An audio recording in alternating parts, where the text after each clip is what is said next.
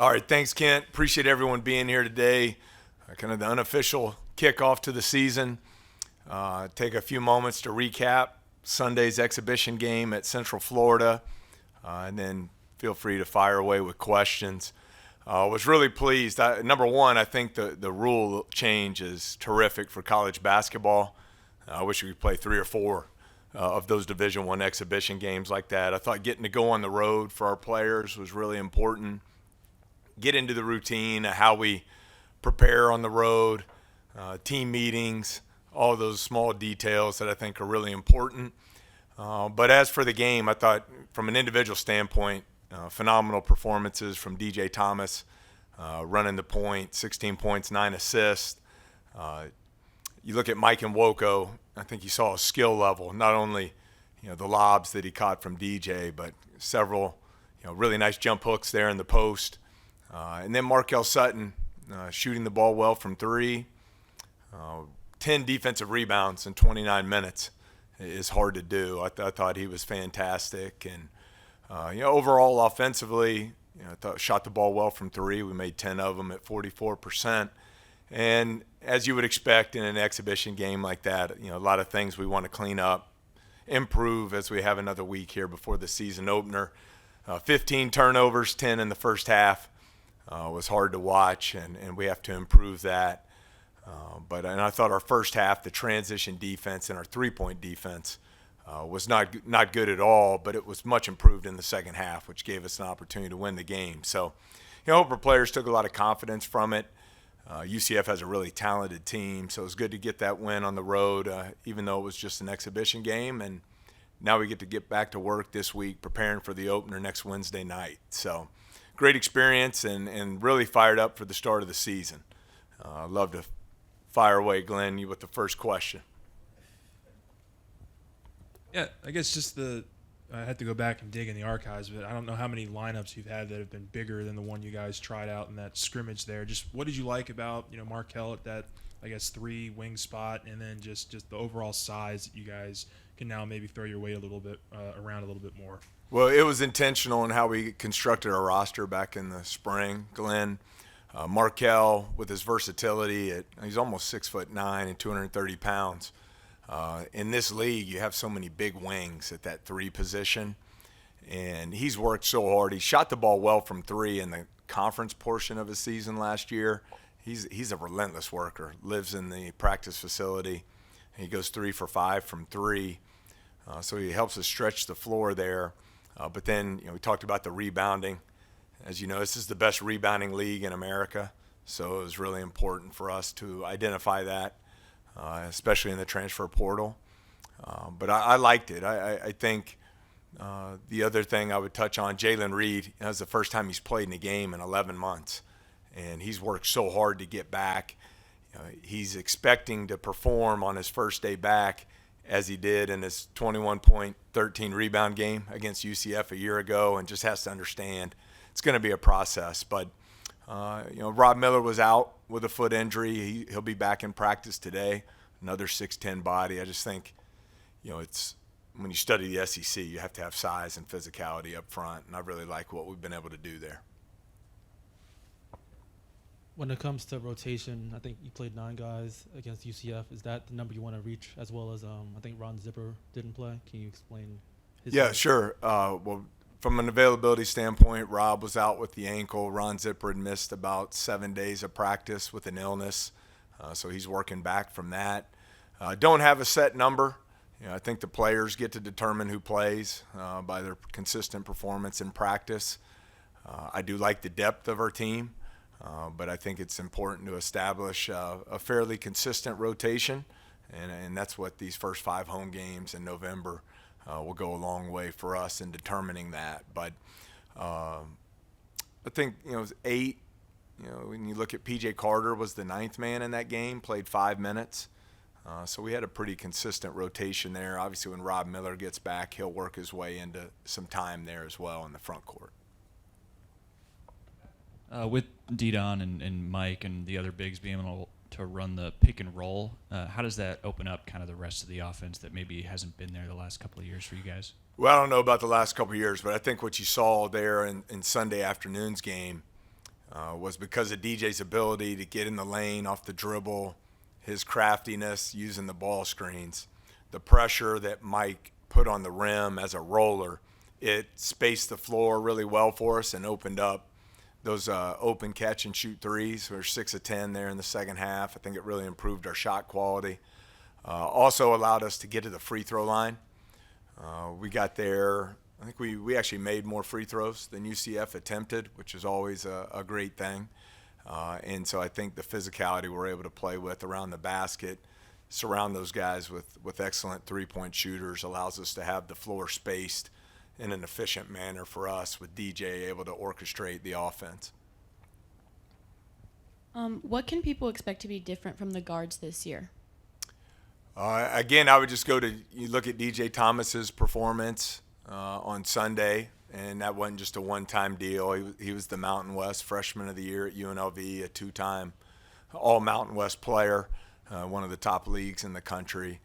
I just look at him as an elite point guard. He's a floor general, makes everyone around him better, which I think's the ultimate compliment to a point guard. I think the perimeter shooting consistently is going to be important for us at the 2 and 3 position, that we're able to stretch the floor. We have more size on the wing, but I think we can shoot the ball more consistently from behind the three-point arc, which hopefully opens things up for our size in the front court. Yeah, Coach, I know you mentioned transition defense getting better in that second half, but in general, with the lineups that you're able to play, and like you mentioned, the size, just what do you like and what did you see, especially in that second half against UCF? Well, I think the offense put our transition defense in some bad spots in the first half. We turned it over 10 times. We only shot 40% from the floor. So we were in some scramble situations more often than we would like. But I think you saw the improvement there in the second half. We got to the free throw line 15 times, which allows you to set your transition defense. A lot of that's because of the size and physicality. We didn't rebound the ball as well on the offensive glass as I think we're capable. That continues to be an emphasis for us. The pressure we can put on the offensive glass also protects your transition defense. So those will continue to be emphasis points for us. But ball security is the number one key there. The first half we turned it over 10 times. We scored 29 points. Second half we cut that down. We only turned it over 5, and we scored it 46 points. So, just ball security and taking care of every possession is going to be important for us. Yeah, Coach. Is there a certain trait or skill with this team that is maybe surprising you so far, or something that you could pinpoint as to maybe that y'all are ahead of schedule in? Yeah, great question. I think the challenge in this new era here, 12 of our players are new. One is coming off a season-ending injury, and the other was one of the youngest players in all of college basketball last year. So my answer to you would be how quickly they've connected as a team. I think the summer was huge for our guys. We did a lot of things with intention to build the chemistry of the team. I think we have an older, more mature team. Last year our average age was around 19 and a half. This year it's 22 years old. And we try to be intentional in the portal there. So just the connectedness of the group. I think we have, really high character people in our locker room that want to impact winning here at LSU. So it's been really refreshing and a joy, to coach this group here to this point. Coach, to go back to the game over the weekend, you guys shot it, I want to say 43% from 3. I know you talked about the emphasis on the shooting from your guards this year. Last year, you kind of lived and died by the 3. How do you find that healthy balance between taking three-point shots but also getting your big men involved? Well, that's the way we've built our roster. It's the way we've built our offensive and defensive systems for the team this year. I think you start, it's like in football at the quarterback position, you start at point guard, and I love what we were able to do there, a facilitator. Also capable scorer, but a guy who really has elite court vision out there and is a willing and unselfish passer. Then we immediately went to our front court to get the size, the physicality, the toughness you have to have in this league. And then you want to surround that by excellent three-point shooters to have that right balance on the offensive end of the floor. And, obviously they'll start to get tested here next week, but I was pleased with the balance Sunday of getting the ball in the paint, shooting it well from three, and also winning the battle at the free throw line. What kind of growth have you seen from Jaylen Reed? I think you mentioned how he took guys on visits when they were, I guess, looking at the campus. Has he been more vocal or just sort of been more of a leader?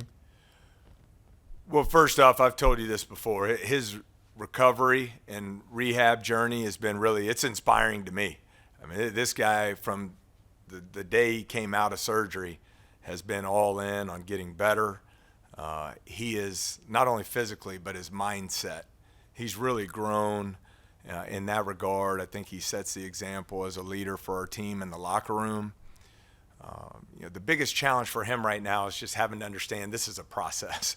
You're not going to come back from the injury he had and be at the same level on day one.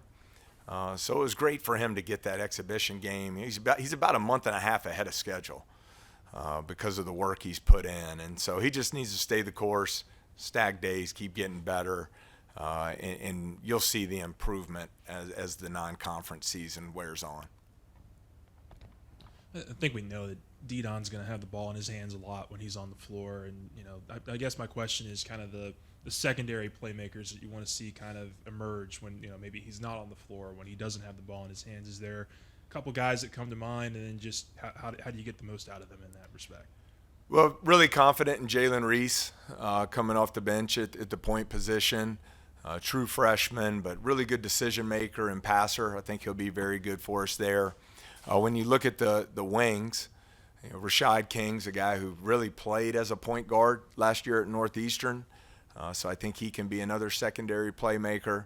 Also, Max McKinnon is a guy who's been a 4+ assist a game type player throughout his career, 2-to-1 assist to turnover guy. And then our forwards. I think our forwards are really good passers.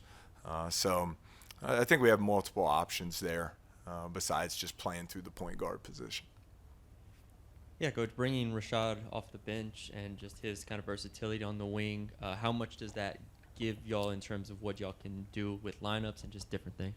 Well, Rashad's worked really hard since he got here. He's gained about 15 pounds of muscle in the weight room. Coach Chapman's done a great job with him there. But he's lived in the facility as well. His three-point shooting, he's shooting over 50% from three in practice. You've seen that in both our scrimmage and exhibition, that he shoots it well from behind the arc. And that's one thing, I know you and I have talked about this before. How do you evaluate in the portal the different levels, the different stats, what's going to translate? He's got, I believe, was in the low 30s from three last year. But if you look at his catch and shoot threes, he was around 38%. And those are more of the threes that we're going to take. And so just his ability to give us immediate scoring at that either 2 or 3 position has been really important for us. Coach, you have a lot of newcomers on this team. Only one played in the SEC of the transfers. One played in the SEC last season. You've said numerous times that the SEC is the most physical league in the country. How important was it for Coach Chapman to get the guys in the weight room, gaining muscle, gaining weight, just getting more physical so they're ready for when you get into conference play? Well, that was huge for us, and Coach Chapman does a phenomenal job. And our players have worked extremely hard. I mean, we've got a group, they've been relentless since they got here. P.J. Carter's gained 15 pounds. Rashad King, I can go down the line of guys who've really put in the work and developed there. Mike Nwoko, obviously, he started 32 games last year in the SEC, so he knows what it's about.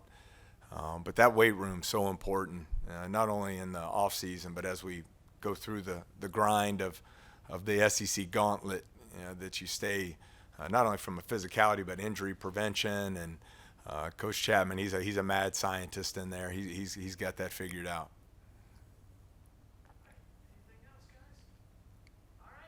Yeah, I'll close just by inviting everyone out. Starting a week from today, November 5th, we have 5 home games in 17 days to start the season. Want to have a great atmosphere here in the PMAC. It's a loud venue. You're going to love our team. These are selfless, high-character people, proven winners. They've really done a great job of working this summer and fall. They take great pride in representing LSU, and I can't wait to see you at the PMAC next Wednesday night. Thank you.